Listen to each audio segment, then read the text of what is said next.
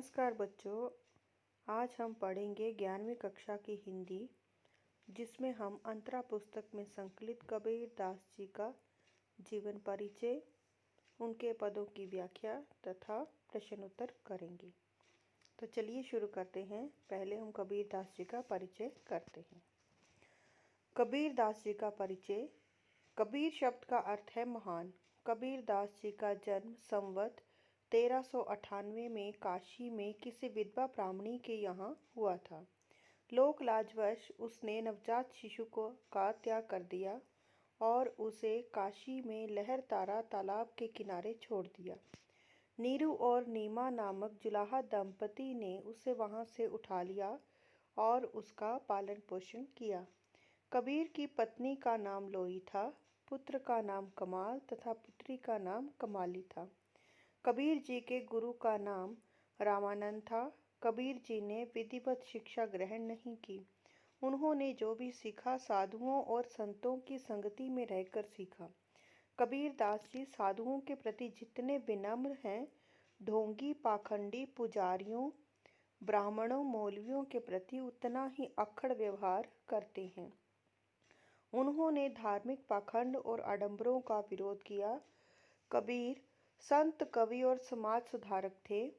कबीर की वाणी में सच्चाई की ताकत थी। उन्होंने हिंदुओं और मुसलमान दोनों धर्मों के पाखंडों और आडंबरों का विरोध किया। कबीर का काव्य दो प्रकार का है: खंडन मंडन प्रधान सुधारवादी काव्य, साधना परक भक्ति काव्य। रचनाएं। कबीर दास के ग्रंथों की संख्या 71 बताई गई है। बीजक, जिसमें साखी शब्द रामायणी है, और कबीर ग्रंथावली। भाषा शैली। कबीर ने अपने काव्य में विभिन्न शैलियों को अपनाया है, जैसे संबोधन, प्रश्न, संवाद, खंडन मंडन, दैन्य प्रदर्शन एवं विनय शैली। कबीर जी ने अपनी रचनाओं में बोलचाल की भाषा का ही प्रयोग किया, जिसमें अवधी, भोजपुरी, ब्रजभाषा, खड़ी बोली तथा पंजाबी के भी शब्द मिल जाते हैं। कबीर की भाषा जनता की भाषा है, जिसमें मुहावरे और लोकोक्तियाँ स्वाभाविक रूप से आ जाते हैं। चलिए अब इनके पदों की व्याख्या करते हैं। पहला पद है: अरे इन दोहूं राह न पाई, हिंदू अपनी करे बड़ाई, गागर छुअर न देई, वेश्या के पायंतर सोए, ये देखो हिंदुआई, मुसलमान के पीर औलिया, मुर्गी मुर्गा खाई, खाला केरी बेटी ब्याह है, घर ही में करे सगाई, बाहर से एक मुर्दा लाए, धोए धाए चढ़वाई, सब सखियाँ मिली जेवन बैठी, घर भर करे बड़ाई, हिंदुअन की हिंदुआई देखी, तुर्कन की तुर्काई, कहे कबीर सुनो भई साधो, कौन राह है जाई। प्रसंग देखते हैं। प्रस्तुत पद हमारी हिंदी की पाठ्य पुस्तक अंतरा भाग 1 में से कबीर दास जी द्वारा रचित पदों में से लिया गया है। इसमें कबीर दास जी कहते हैं कि हिंदू और मुस्लिम दोनों धर्म के लोगों ने इंसानियत और मानवता के रास्ते को छोड़कर छुआछूत, हिंसा, दुराचार और मांसाहार का रास्ता अपना लिया है। ये अपने धर्म के पथ से विमुख हो गए हैं। हृदय की शुद्धता और पवित्रता ही धर्म का सच्चा रास्ता है, परंतु इन दोनों धर्मों को मानने वाले लोग झूठे कर्म कांडों में फंसे हैं। इसलिए कबीर जी इनके पाखंडों और आडंबरों से भरे रास्ते को गलत रास्ता बताते हैं। व्याख्या देखते हैं। प्रत्येक पंक्ति की अलग से व्याख्या की गई है। कबीर जी कहते हैं कि हिंदू और मुस्लिम धर्म के लोगों ने अपना धर्म का रास्ता छोड़ दिया है और पाखंड और आडंबर के रास्ते पर चल पड़े हैं। इन दोनों धर्म के लोगों को सही रास्ता नहीं मिल पाया है। हिंदू धर्म के लोग अपने धर्म की बहुत प्रशंसा करते हैं और अपने पानी के घड़े को इतना पवित्र मानते हैं कि किसी को छूने नहीं देते, यानी किसी दूसरे व्यक्ति के छूने से ये पानी अशुद्ध या अपवित्र हो जाएगा। यही हिंदू धर्म के लोग जब वेश्या के कोठे पर जाकर उसके पैर दबाते हैं, तब इन्हें अपनी पवित्रता का ध्यान क्यों नहीं रहता है। दूसरी ओर मुसलमानों को कटाक्ष करते हुए कहते हैं कि मुसलमानों के पीर औलिया अर्थात गुरु मुर्गी मुर्गा मरा हुआ मांस खाते हैं। मुसलमान अपनी ही मौसी की बेटी के साथ सगाई करते हैं और विवाह कर लेते हैं, जबकि मौसी की बेटी बहन के बराबर मानी जाती है। कबीरदास कहते हैं कि मुसलमान बाहर से मरा हुआ मांस लाते हैं और उसे धो धाकर चूल्हे पर चढ़ा देते हैं और अपनी इंद्रियां इंद्रियां सखियां बोला है, सखियां जो है वो इंद्रियां कहा गया है। आँख, जीभ, नाक, स्पर्श और कान, ये सारी इंद्रियां हैं, इनको वो खुश करते हैं, अर्थात मांस की प्रशंसा करते हैं। कबीरदास जी कहते हैं कि मैंने हिंदुओं का हिंदू धर्म भी देख लिया है और मुसलमानों का मुस्लिम धर्म भी देख लिया है। कबीरदास जी साधुओं को संबोधित करते हुए कहते हैं कि हे भाई साधुओं, इन दोनों धर्म के लोगों को पता नहीं कि किस रास्ते पर चल पड़े हैं। इन लोगों ने मानवता और सदाचार का रास्ता छोड़ दिया है तथा हिंसा और आडंबर का रास्ता अपना लिया है। विशेष है भाषा सदुकड़ी भाषा है। शब्दावली, तद्भव तथा देश शब्दों का प्रयोग किया गया है। अलंकार सब सखियां, धोए धाए और कहे कबीर में अनुप्रास अलंकार है। बालम, अगला पद देखते हैं। बालम आवो हमारे गेहरे, तुम बिन दुखिया देह रे, सब कोई कहे तुम्हारी नारी, मुँह को लगत लाज रे। दिल से नहीं लगाया तब लग कैसा स्नेह रे, अन्न न भावे नींद न आवे, गृह बन धरे न धीर रे। कामिन को है बालम प्यारा, ज्यों प्यासे को नीर रे, है कोई ऐसा परोपकारी, पिवसो कहे सुनाए रे। अब तो बेहाल कबीर भयो है, बिन देखे चिव जाए रे। प्रसंग है। प्रस्तुत पद हमारी हिंदी की पाठ्य पुस्तक अंतरा भाग 1 में से कबीरदास जी द्वारा रचित पदों में से लिया गया है। इसमें कबीरदास अपनी आत्मा को एक प्रेमिका और ईश्वर को एक प्रेमी के रूप में मानते हैं।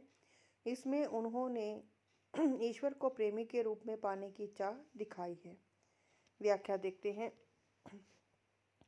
कबीरदास जी ईश्वर को पुकारते हुए अपने घर बुला रहे हैं और कह रहे हैं कि हे प्रियतम, मेरे घर पधारो, मेरे घर आओ।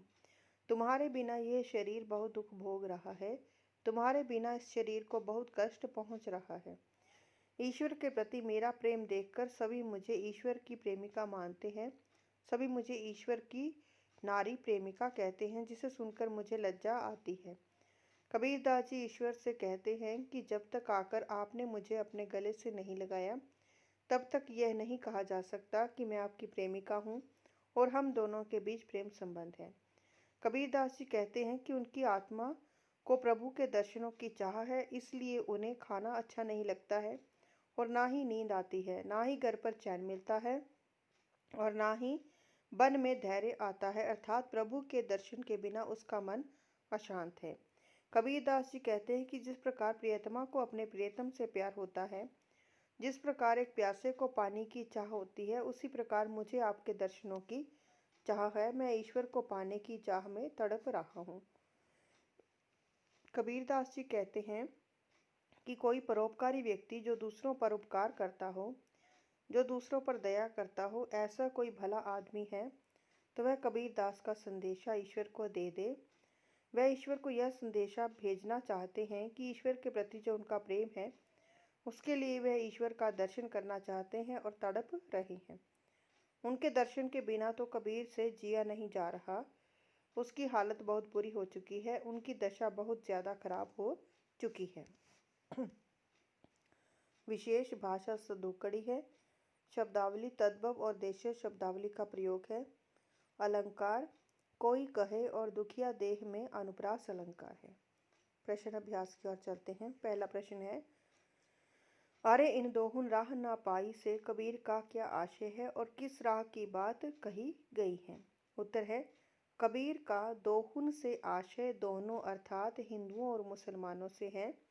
दोनों धर्म के लोगों ने इंसानियत और मानवता के रास्ते को छोड़कर छुआछूत, हिंसा, दुराचार और मांसाहार का रास्ता अपना लिया है। ये अपने धर्म के पथ से विमुख हो गए हैं। इन्होंने अपने धर्म का रास्ता छोड़ दिया है। हृदय की शुद्धता और पवित्रता ही धर्म का सच्चा रास्ता है, परंतु इन दोनों धर्मों को मानने वाले लोग झूठे कर्मकांडों में फंसे हैं। दूसरा प्रश्न है, इस देश में अनेक धर्म, जाति, मजहब और संप्रदाय के लोग रहते हैं, किंतु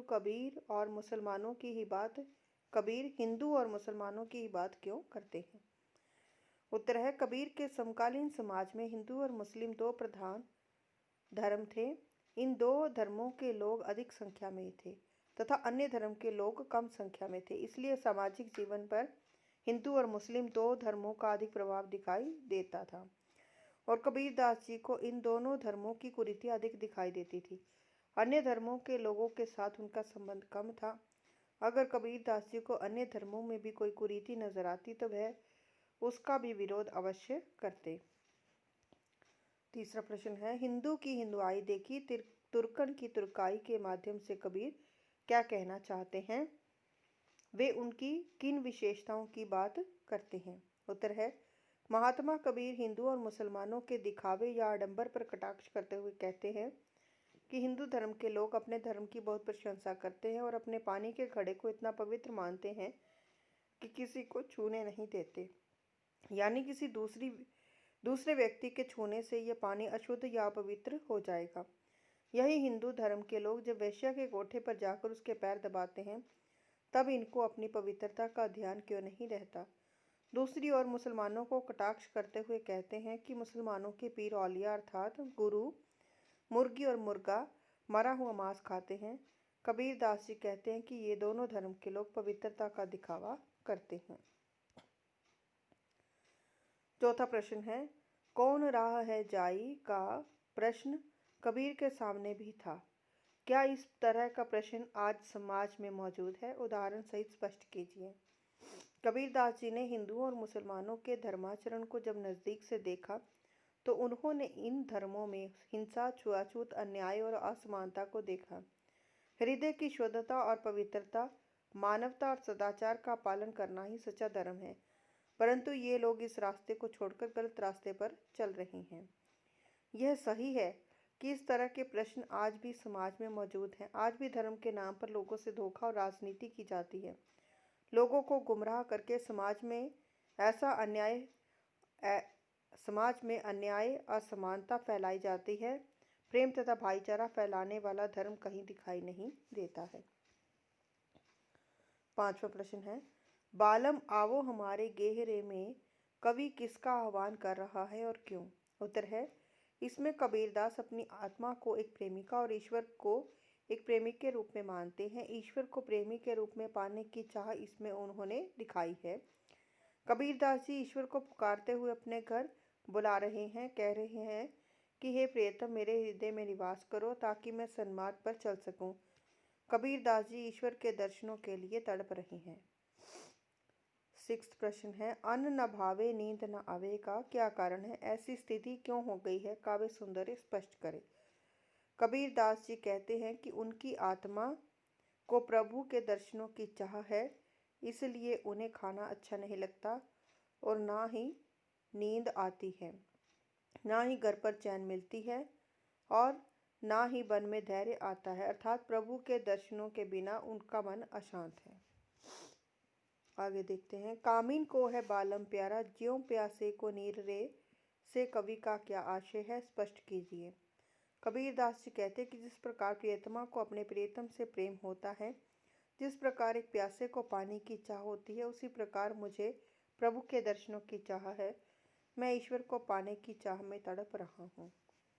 आठवां प्रश्न है कबीर निर्गुण संत परंपरा के कवि हैं और यह पद बालम आवो हमारे गेहरे साकार प्रेम की ओर संकेत करता है।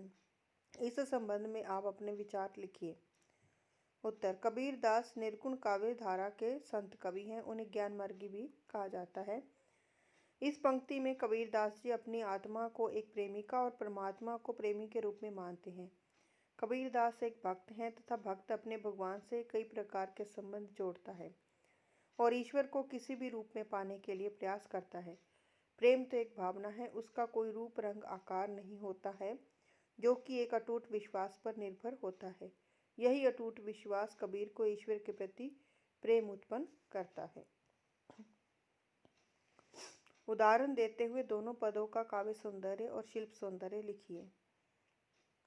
भाव सौंदर्य पहले पद में कबीरदास जी कहते हैं कि हिंदू और मुस्लिम दोनों धर्म के लोगों ने इंसानियत और मानवता के रास्ते को छोड़कर छुआछूत, हिंसा, दुराचार और मांसाहार का रास्ता अपना लिया है। ये अपने धर्म के पथ से विमुख हो गए हैं। इन्होंने अपने धर्म का रास्ता छोड़ दिया है। हृदय की शुद्धता और पवित्रता ही धर्म का सच्चा रास्ता है, परंतु इन दोनों धर्मों को मानने वाले लोग झूठे कर्म कांडों में फंसे हैं। इसलिए कबीर दास जी इनके पाखंडों और आडंबरों भरे रास्ते को गलत रास्ता बताते हैं। दूसरे पद में कबीर दास अपनी आत्मा को एक प्रेमिका और ईश्वर को एक प्रेमी के रूप में मानते हैं। ईश्वर को प्रेमी के रूप में पाने की चाह उन्होंने इसमें दिखाई है। कबीर दास जी ईश्वर को पुकारते अपने घर बुला रहे हैं और कह रहे हैं कि हे प्रियतम, मेरे हृदय में निवास करो ताकि मैं सन्मार्ग पर चल सकूं। कबीर दास जी ईश्वर के दर्शनों के लिए तड़प रहे हैं। शिल्प सौंदर्य है। इसमें भाषा सधुकड़ी भाषा है, जन भाषा भी कहा जा सकता है। शब्दावली तद्भव तथा देश्य शब्दों का प्रयोग किया है। अलंकार सब सखियां धोए धाए और कहे कबीर में अनुप्रास अलंकार है। दूसरे पद में विप्रलंब श्रृंगार का सुंदर चित्रण है। यह भक्ति रस की रचना है। अलंकार कोई कहे दुखिया देह में अनुप्रास अलंकार है। तो बच्चों, ये रहा आपका कबीरदास का पूरा पाठ। उम्मीद है मुझे आपको यह पाठ समझ आया होगा, और यदि आपको मेरा वीडियो अच्छा लगा तो आप इसे लाइक करें, शेयर करें और मेरे चैनल को सब्सक्राइब करें। जय हिंद।